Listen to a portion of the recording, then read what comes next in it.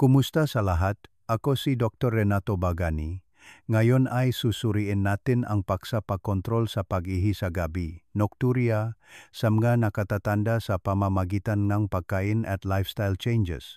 Alam mo ba na may isang simpleng pagkain na 10 beses na mas mabisa kaysa saging upang pakalmahin ang panto at itigil ang pag-ihi sa gabi? Karamihan sa mga nakatatanda ay nagugulat kapag naririnig ito dahil ang saging ay madalas na pinupuri bilang pangunahing prutas sa gabi. Gayunpaman, ipinapakita ng bagong pananaliksik na mayroong mas malakas pa. Tahimik na nabibigla ang mga doktor sa kung gaano ito kabisa. At kapag naintindihan mo kung bakit, hinding-hindi mo na titingnan ang iyong hapunan sa parehong paraan. Para sa maraming nakatatanda sa Amerika at India, ang pagising ng 2 o 3 beses bawat gabi ay naging isang tahimik na nakasanayan. Humihiga ka ng pagod para lang mapag-alamang naglalakad ka na naman papunta sa banyo bago pa manlubos na nakapagpahinga ang iyong katawan. Ang putol-putol na pagtulog na ito ay unti-unting umaubos ng iyong enerhiya, nagpapataas ngang pilit sa puso, at nagpapahina pa ngang memorya sa paglipas ngang panahon. Ilang nakatatanda ang naglalarawan nga mga umaga kung saan kahit ang isang matapang na tasan kape o tsay ay hindi na nagdudulot ng parehong linaw tulad ng dati. Ang iba naman ay umaamin na nakakaramdam silang pagkabahala bago matulog, alam na magiging magulo ang gabi. Ngayon ipapakita ko sa iyo kung paano babaguhin ng isang simpleng pagbabago sa dieta ang iyong mga gabi. Mayroong isang partikular na pagkain na 10 beses na mas mabisa kaysa saging upang pakalmahin ang pantok at magbigay ng malalim na nakakapagpanumbalik na pagtulog.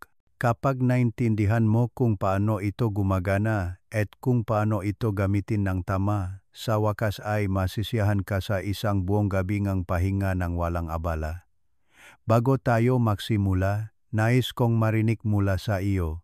Saan mo pinapanood ang video na ito at anong oras na ngayon? Mangyaring ibahagi ang iyong sagot sa mga komento sa ibaba. At kung gusto mo ang ma-health tip na ito na ginawa para sa mga nakatatanda, huwag kalimutang i-like at mag-subscribe upang hindi mo makaligtaan ang isa pang mensahe na nagpapabago ng buhay. Dahil minsan, ang sikreto sa mapayapang gabi ay hindi sa gamot kundi sa tahimik na karunungan ng kung ano ang nasa iyong hapunan. Bakit lumalala ang pag-ihi sa gabi paglampas ng edad 55?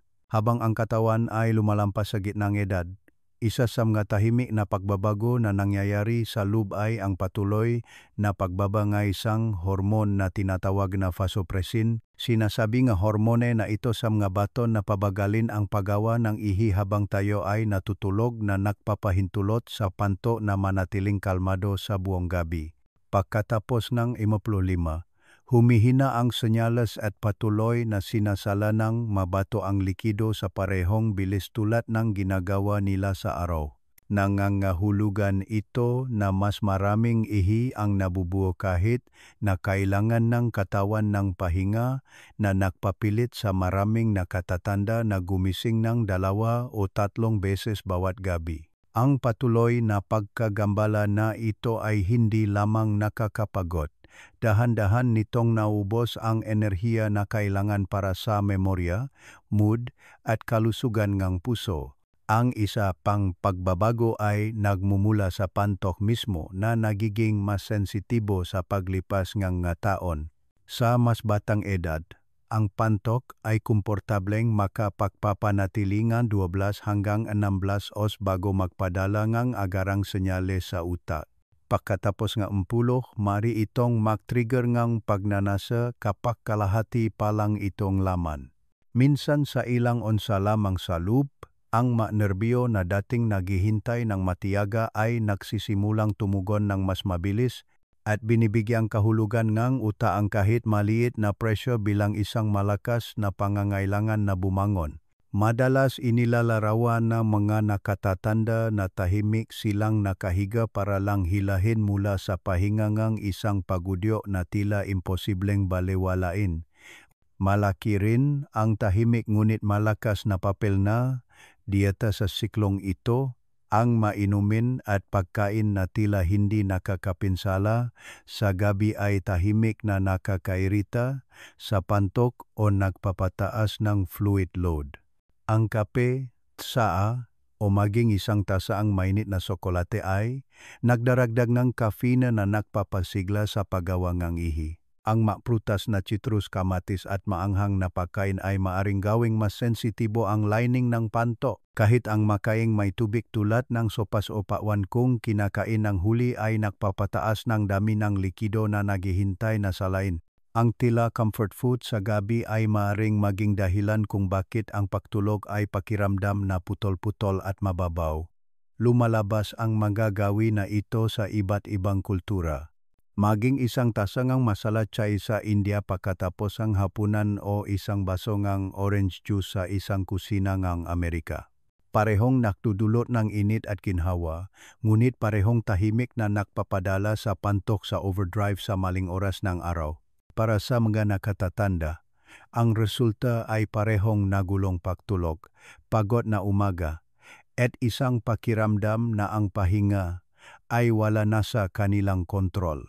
Ang pag-asa ay ang maliliit na pagsasayos tulad ng paglilipat ng mga pagkaing ito ng mas maaga sa araw at pagigop lamang ng kaunting tubig pagkatapos lumubog ang araw ay makakatulong sa pagpapanumbalik ng balanse. Maaring hindi mo mapigilan ang pagtanda, ngunit maari mo pa ring gabayan ang iyong katawan ng dahan-dahan patungo sa mga gabi ngang mas malalim, mas mapayapang pagtulog. Ang sikretong pagkain na mas mahusay kaysa saging. Sa loob ngang maraming taon, ang saging ay ipinagdiriwang bilang go-to evening fruit para sa mga nakatatanda na umaasang makatulog ng mas mahimbing. Naglalaman ang mga ito nga potassium at magnesium, dalawang mineral na nagpaparelax ng mga kalamnan at tumutulong sa pagpapamatak ng tibok ng puso. Ang parehong nutrients na ito ay dahan-dahang nagpapakalma sa nervous system na nagbibigay sa utak ng pagkakataong makapagpahinga. Ang isang hino na saging ay nagtataglay din ng natural na carbohydrates na naghihikayat sa paglabas ng serotonin. Ang kemikal ng mood na kalaunan ay nagiging melatonin. Ang melatonin ang mismong hormone na nagsasabi sa katawan na oras na para matulog. Gayunpaman, sa kabilang lahat ng benepisyong ito, marami pa ring nakatatanda ang nagigising sa hating gabi o duwanging umaga, naglalakad ng maingat sa dilim papunta sa banyo. Nakakatulong ang saging, ngunit hindi ito laging sapat. Para sa ilan, nagbibigay lamang sila ng maikling panahon ng pagkalma bago tumawag muli ang pantok. Dito pumapasok sa kwento ang nakakagulat na pagkain. Ang nutrisyonis ay bumaling sa butong kalabasa na minsan ay tinatawag na pepitas na maliliit, berde at mas maraming kapangyarihan kaysa sa inaasahan ng kanilang sukat. Naglalaman ang mabutong ito ng tryptophan at amino acid na ginagawa ng katawan sa serotonin at pagkatapos ay melatonin tulad ng saging ngunit sa mas mataas na konsentrasyon. Nagbibigay din sila ng magnesium sa mas mataas na dami na nagpapapakalma sa mga kalamnan at dingding mampantok upang mas mababa ang spasm sa gabi. Ang zinc ay isa pang mahalagang nutrient sa loob nga mabutong ito at tumutulong ito sa pagregulata kung gaano kabisa ang tryptophan ay nababago sa mga hormon na sumusuporta sa pagtulog. Makasama, ang mga compound na ito ay lumilikha ng isang natural na toolkit para sa mas malalim na pagtulog at mas matatak na kontrol sa pantok. Para sa mga nakatatanda na madalas pakiramdam na ang kanilang nga katawan ay laban sa kanila, ang kaalaman na ito ay maaring maging nakakagulat at nakapagpapatibay. Sinubukan nga kamakailang pag-aral sa sleep medicine ang butongang kalabasa sa mga nakatatanda na nagulat ng pagising ng 2 o 3 beses bawat gabi. Ang makalaho na nada ng maliit na dako sa dieta madalas bilang isang pangmerienda sa gabi o ipinapahit sa mainit na sereal ay nakapansin ng mapagbabago sa loob ng ilang linggo. Marami ang naulat hindi lamang ngang mas kaunting pagbisita sa banyo, kundi pati na rin ngang mas malalim na tuloy-tuloy na pagtulog, minsan 5 o 6 na oras sa isang pagkakataon. Iminumungkahi nga siyentipiko na ang kombinasyon ng mga mineral at amino acid ay tumutulong sa nervous system at urinary tract na magtrabaho sa mas mahusay na ritmo.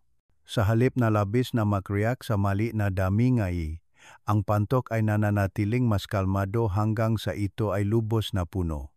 Para sa isang 70 taong gulang sa Arizona o isang lola sa Delhi, ang resulta ay parehong umaga na mas magaan, mas sariwa at mas may pag-asa.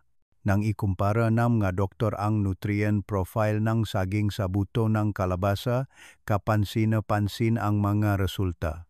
Ang isang saging ay maaring magtaglay ng humigit kumulang 30 mg magnesium, habang ang isang serving ng buto ng kalabasa ay nagbibigay ng higit sa 150. Ang pagkakaiba sa zinc at tryptophan ay mas malaki pa, na nagbibigay sa butong kalabasa ng bentahe na nagpapaliwanag kung bakit napakabisa nito. Maraming doktor na dati ay nagmungkahi nga saging bilang natural na pantulong sa pagtulog ang umaamin ngayon na nagulat sila sa kung gaano kalakas ang buto ng kalabasa. Para sa mga nakatatanda na naghahanap ng isang maliit na pagbabago na nagdudulot ng tunay na kaginhawaan, ang simpleng pagkain ito ang maaring tahimik na sagot na matagal na nilang hinihintay. Paano nakakaapekto ang pagkain na ito sa katawan? Kapag narinig ng mga nakatatanda na ang isang maliit na pagkain ay makapapabago sa kanilang pagtulog, madalas itong tila napakasimple upang maging totoo. Gayunpaman, ipinapakita nga na ang nutrients sa butong kalabasa at katulad na pagkain ay direktang sumusuporta sa dalawang pangunahing kemikal sa utak, ang serotonin at melatonin. Ang serotonin ay nagdudulot ng kalmado, matatag na mood sa gabi, habang ang melatonin ay nagsasabi sa katawan na oras na upang magpahinga. Habang tayo ay tumatanda, natural na bumababa ang mga hormon na ito at ang pagtulo ay nagiging mas magaan, putol-putol at mas mahirap balikan kapag nagambala. Sa pamamagitan ng pagpapakain sa katawan ng mas maraming tryptophan, magnesium at zinc, tinutulungan ng pagkain na ito na ibalik ang banayad na ritmo na nagsasabi sa isip na bumagal, ipikit ang mga mata at manatiling tulog. Lumalampas ang mga benepisyo sa utak. Sa loob ng mga bato at pantok, ang parehong nutrients ay tumutulong sa pagregulateng balanseng likido sa buong gabi. Ang magnesium ay nagpapapakalma sa mga kalamnan ng panto upang hindi sila magkaroon ng spasm sa pinakamaliit na pagunat. Ang zinc ay tumutulong sa mga bato sa pagfilter sa mas mabagal, mas matatag na bilis na binabawasan ang dami ng ihi na nagpapilit sa pagbisita sa banyo sa gabi. Madalas nararamdaman ng mga nakatatanda na ang kanilang pantok ay masyadong maliit habang sila ay tumatanda. Ngunit sa katotohanan ang issue ay pagiging sensitibo. Sa pamamagitan ng pagbabawas ng iritasyon, tinutulungan ng pagkain na ito ang pantok na maghintay ng mas matagal bago magpadala ng agarang senyales. Nangangahulugan iyon ng mas counting false alarms at mas maraming oras ng mapayapang pagtulog. Ang isa pang malakas na epekto ay sa mga kalamnan mismo. Maraming nakatatanda ang nagrereklamo ng cramps, restless legs, o biglang tension sa mga binti pagkatapos ng hating gabi. Ang mga spasms na ito ay gumigising sa katawan at nagpapahirap sa pagbabalik sa pahinga. Ang magnesium sa loob ng buto ng kalabasa ay nagpaparelax ng muscle fibers, nagpapagaan ng tension at nagpapababa ng sansa ng nighttime cramps. Ang manakatatanda na dating walang tigil na nagunat ng kanilang magabinti ng maraming oras ay naglalarawan ng pakiramdam ng paglambot ng magakalamnan at pagbagal ng kanilang paghinga pagkatapos magdagdag ng pagkain na ito. Sa isang tahimik na paraan, binibigyan nito ang katawan ng pahintulot na pakawalan ang stress at sa wakas ay magpahinga ng malalim. Ginagawang mas madaling mapagkakatiwalaan ng totoong kwento ang agham. Isang 70 taong gulang sa Florida ang naglagay ng butong kalabasa sa kanyang oatmeal sa loob ng isang linggo at napansin na isa na lang beses siyang gumigising sa gabi sa halip na 3 beses. Isang retiradong clerk sa Chennai ang nakdakdak nito sa kanyang sopas sa gabi at nagulat na sa unang pagkakataon sa maraming taon ay nakatulog siyang 5 tuloy-tuloy na oras. Hindi ito mga himala, kundi banayad na pagbabago na nagpapakita na kahit ang maliliit na pagbabago ay maaring magbalik ni kontrol sa mga nakatatanda na nakakaramdam ni kawalan ni pag-asa laban sa pagtanda. Para sa sinumang nahihirapan sa pag-ihi sa gabi, malinaw ang pag-asa, nakikinig pa rin ang katawan, at sa tamang pagkain sa tamang oras, ang mapayapang gabi ay abot kamay. Muli ang mga karaniwang pagkakamali na nagpapalala sa pag-ihi sa gabi. Isa sa mga pinakakaraniwang gawin na tahimik na nagpapalala sa pag-ihi sa gabi ay ang pag-inom ng labis na tubig pagkatapos ng satun gabi. Maraming nakatatanda ang naniniwala na ang labis na hydration bago matulog ay makakatulong na linisin ang sistema, ngunit ang kabaliktaran ang madalas na nangyayari.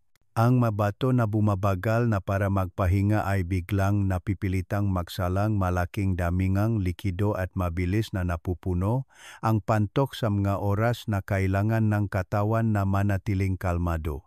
Ang isang baso ng tubig na may gamot sa gabi ay ayos lang, ngunit ang ilang baso ng tubig, TSA, o juice pagkatapos ng hapunan ay halos ginagarantiyahan ang putol-putol na pagtulog.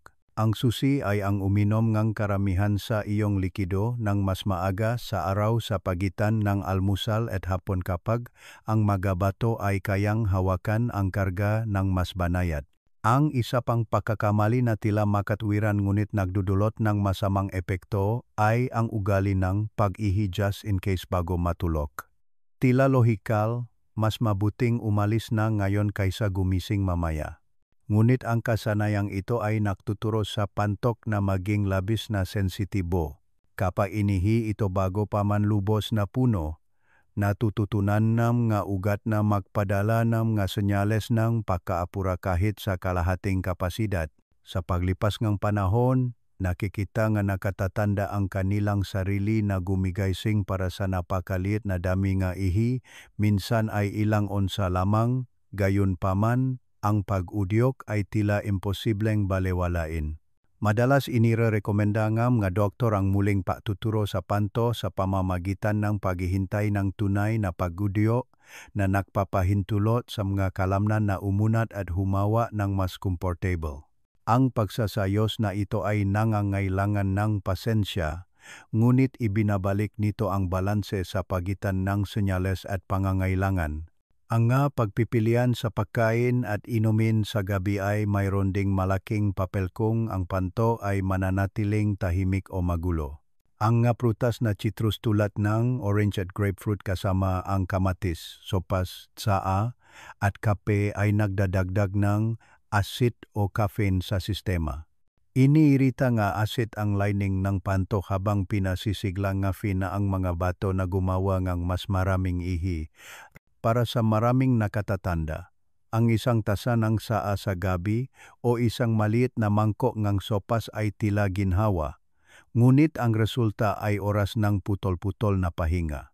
Ang solusyon ay hindi upang tuluyang iwanan ang mga pagkain ito, kundi upang ilipat ang mga ito ng mas maaga sa araw, perpekto bago ang 5 ng hapon. Ang mainit na gatas o isang dakot ng butong kalabasa sa gabi ay mas banayad na pagpipilian na sumusuporta sa pahinga sa halip na gambalain ito. Sa wakas, ang postura at temperatura sa gabi ay tahimik na nakapagdaragdag ng stress sa katawan. Ang patulo ng nakahiga sa likod na may mabigat na unan ay maring pumilit sa panto na nagdudulot ng maling senyales ng pagkaapura. Ang pagsusuot ng makapal na pajama o pagtatamba ng mabibigat na kumot ay maring maging sanhing labis na init ng katawan na nagpapataas ng pagpapawis at sirkulasyon ng likido. Ang labis na sirkulasyon na iyon ay nagpapataas ng aktibidad ng mabato sa oras na dapat silang bumabagal. Ang nakatatanda na lumipat sa mas magaan na damit na gawa sa koton, natutulog sa mas malamig na silid, at sumusubo na magpahinga sa kaliwang bahagi ay madalas na nagulat ng mas kaunting pagbisita sa banyo. Ang maliliit na pagbabago sa kapaligiran ay tila maliit, ngunit maaari nilang ibalik ang pakiramdam ng kontrol kapag ang mga gabi ay tila hindi mahulaan. Ang makaraniwang pagkakamaling ito ay hindi palatandaan ng kahinaan o pagkabigo. Ito ay simpleng manggagawi na hindi kailanman kinuwestiyon hanggang sa magsimulang masira ang pagtulog. Sa pamamagitan ng paglilipat ng likido ng mas maaga, pagtitiwala sa pantok na mahintay, pagpili ng mas banayad na pagkain, at paglikha ng mas malamig na kapaligiran sa pagtulog, maaring mabawi ng mga nakatatanda ang nga oras ng mapayapang pahinga.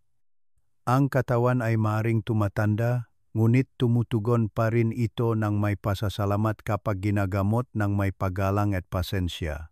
At nangangahulugan iyon magabingang mas matatag na pagtulog, mas kalmado na umaga, at panibagong kumpiyansa na ang mas mahusay na kalusugan ay abot kamay pa rin. Mangga sumusuportang gawi na ipagsama sa sikretong pagkain. Maraming nakatatanda ang sumusubo na limitahan ang likido sa kabuuan, iniisip na mas kaunting tubig ay nangangahulugan ng mas kaunting pagbisita sa banyo. Ngunit ang dehydration sa araw ay nagpapahirap sa mga bato sa gabi. Iminumungkahi nga eksperto ang pag-inom ng humigit kumulang 70% ng pang-araw-araw na likido bago ang 4 ng hapon kapag mas aktibo ang katawan at kayang iproseso ang maito. Nangangahulugan iyon pagpapanatili matatag na ritmo ng maliliit na higop mula almusal hanggang tanghalian at pagkatapos ay unti-unting bawasan sa gabi. Isang retiradong taga-Chicago ang minsang nabahagi na sa paglilipat niya ang kanyang tubi sa mas maagang oras, nabawasan niyang kalahati ang kanyang mapagbisita sa banyo sa gabi sa loob ng 1 linggo. Ang pamamaraang ito ay hindi nangangahulugang magutom sa uhaw. Nangangahulugan ito ng pagiging matalino sa pagtiming upang ang pantok ay magpahinga kapag ikaw ay nagpapahinga. Ang banayad na ehersisyo ay isa pang sumusuportang ugali na makapagdulot ng kapansin-pansing pagbabago. Pagkatapos ang 10, bumabagal ang sirkulasyon at madalas na naipon ang likido sa mga binti sa araw. Kapag humiga ka sa gabi, ang likidong iyon ay bumabalik patungo sa mga bato na nagiging sanhi ng mas maraming ihi sa oras na gusto mong matulog. Ang masimpleng paggalaw tulad ng 10 minutong paglalakad pagkatapos ng almusal o pagbubuhat ng iyong masakong habang nakaupo sa isang silya ay maring maiwasan ito. Inilarawan ang isang lola sa Bangalore kung paano ang pang-araw-araw na pagtaas ang takong habang nanonood ang telebisyon ay nagpapagaan ng kabigatan sa kanyang mabinti at nagbigay sa kanya ng mas mahabang pagtulog. Ang maliliit na kilos tulad nito ay hindi tungkol sa pagbuong lakas para sa mga maraton kundi tungkol sa pagbibigay sa iyong katawan ng pagkakataong mas mahusay na pamahalaan ang mga likido. Ang paraan ngayong pagtulog ay mas mahalaga rin kaysa sa iniisip ng maraming tao. Ang pagiga ng patag sa likod na may mabigat na unan ay maring pumilit sa pantok at magpadala ng maling senyales ng pagkaapura. Ang paglipat sa kaliwang bahagi na may maliit na unan sa pagitan ng mga tuhod ay nagpapababa ng pressure sa pantog, nagpapabuti ng daloy ng dugo at tumutulong pa nga sa pagtunaw. Mahalaga rin ang pagpapanatiling malamig at mahangin ang kwarto. Ang nakatatanda sa Texas at Tamil Nadu ay parehong napapansin na ang labis na init sa ilalim ng makapal na kumot ay nagdudulot ng uhaw, pagpapawis at mas maraming ihi. Ang isang magaan na damit na gawa sa cotton at isang simpleng kumot ay maaring hindi gaanong nakakapagbaginhawa sa simula, ngunit ang kapalit ay isang mas kalmado na gabi. Sa wakas, ang isang mas malawak na diskarte sa pamumuhay ay nagtataglayng lahat ng mga gawin na ito. Ang pagbabawas ng asin sa dieta ay pumipigil sa labis na pagpapanatili ng likido habang ang pagputol ng caffeine pagkatapos ng tanghali ay nagpapagaan ng karga sa parehong mga bato at pantok. Ang pagpapanatiling malusog na timbang, sinusukat man sa pounds o pulgada sa paligid ng baywang, ay nagpapababa ng abdominal pressure at pinapanatiling mayos ang paggana ng organo. Isang 72 taong gulang na babae sa California ang minsang nagsabi na parang nagre-rebelde ang kanyang katawan laban sa kanya. Ngunit pagkatapos bawasan ang kanyang asin, laktawan ang kanyang kape sa gabi, at maglakad araw-araw, nabawi niya ang pakiramdam ng kontrol. Ang mga pagpipiliang ito ay hindi tungkol sa pagiging perpekto o mahigpit na panuntunan. Tungkol ito sa paggalang sa mga pagbabago sa katawan at pagsuporta dito ng may patuloy na pangangalaga. Ang kombinasyon ng sikretong pagkain at ang mga gawin na ito ay nagbibigay sa mga nakatatanda ng isang tunay na landas pasulong. Sa pamamagitan ng pag-inom ng tubig sa tamang oras, paggalaw ng banayat bawat araw, pagpapahinga sa isang sumusuportang posisyon, at pagpapanatiling balansa ng pagpipilian sa pamumuhay, ang mga nakatatanda sa Amerika at India ay maring muling matuklasan ang mga gabingang walang patit na pagtulog. Nakikinig pa rin ang katawan, at kapag ginagamot ng mabait, madalas itong tumutugon ng may pasasalamat at kapayapaan na nagbibigay inspirasyon sa mga kwento ng pagbabago. Sa Texas, isang 70 taong gulang na lalaki na nagngangalang Robert ang tahimik na kinakatakutan ang kanyang magabi. Bawat gabi, humihiga siya sa kama, umaasa para sa pahinga, ngunit gumigising ng 3 beses bago makbukang liwewe.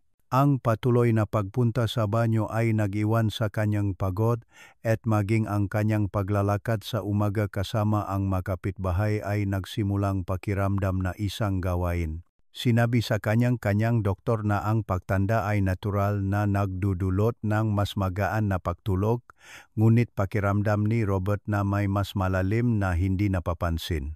Isang araw, iminungkahi ng kanyang anak na babae na subukan niyang magdag ng buto ng kalabasa sa kanyang panggabing routine. Ipinaliwanag na ang mga sustansya ay maaaring magpakalma sa pantog. Naalinlangan siya ngunit handang subukan dahil matagal na niyang hinahangat ang ginhawa. Sa loob lamang ng 7 araw, nagbago ang kanyang pattern. Sa halip na gumising ng 3 beses, isa na lang beses siyang gumising at naging mas maliwanag ang kanyang umaga. Sinabi ni Robert na ang pinakamalaking pagbabago ay hindi lamang mas mahusay na pagtulog kundi ang pagbabalik ng kumpiyansa na ang kanyang katawan ay may kapangyarihan pa ring bumuti. Libu-libong milya ang layo sa Pune, India, isang lola na nagngangalang Sushila ang may katulad na kwento. Sa loob ng maraming taon, tinatapos niya ang kanyang manggagabi na may isang tasangang mainit na tsay sa 9:00. Naniniwalang ito ang kanyang ginhawa bago matulog. Ngunit ang pattern ay palaging pareho. Makakatulog siya para lang gumising sa 2 at muli sa 4, ang kanyang pantok ay pinipilit siyang bumangon. Nang ipakita sa kanyang anak ang isang artikulo tungkol sa kung paano iniiritang caffeine at huling likido ang pantok, nakaramdam siyang pagkabigla at kaunting pagkadismaya.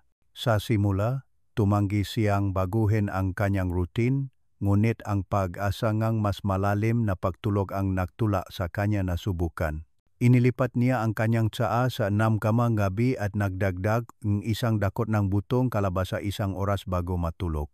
Sa loob ng 1 linggo, nakatulog siya nga 6 na tuloy-tuloy na oras sa unang pagkakataon sa maraming taon.